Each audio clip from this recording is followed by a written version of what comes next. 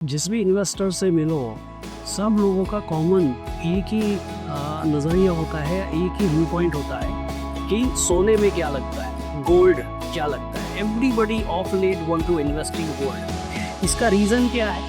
Because in the year 2025, gold itself has given the return approximately 34 to 35% in a year.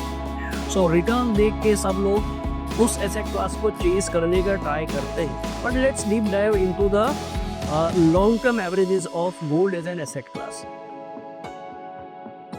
पिछले 100 साल में gold ने सालाना return जो जनरेट किया है in percentage terms is around 8.7%।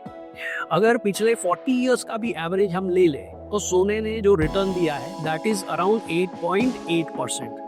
और पिछले 15 साल का अगर हम सोने का रिटर्न देखें तो इट इज अराउंड 11%। तो ये एवरेज बढ़ क्यों रहा है? बिकॉज एक साल में अगर सोने ने एवरेज से ज़्यादा रिटर्न जनरेट कर दिया है तो पिछले 5 साल 10 साल का वो एवरेज को पुल अप कर देगा।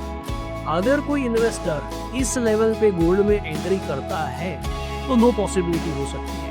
एक कि यहाँ से अगर गोल्ड के प्राइसेस कोई कारण से डेप्रिशिएट हुए या नीचे गए तो उनको टेम्पररी डाउनफॉल फेस करना पड़ेगा।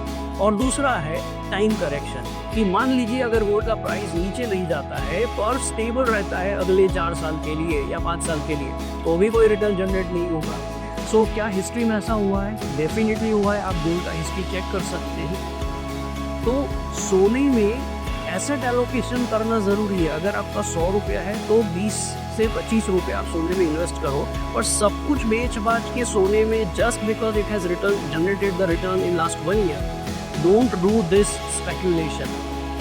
Be wise, asset allocation is the key. और तीसरा पॉइंट है सोने में भी सालाना वॉलेटिलिटी जो है वो सेंसेक्स जितना ही रहा हुआ है।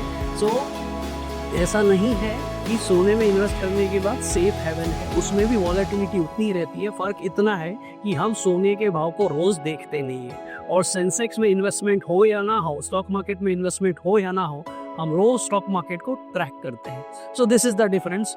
Ultimately take the wise decision and always consult your advisor before taking the decisions.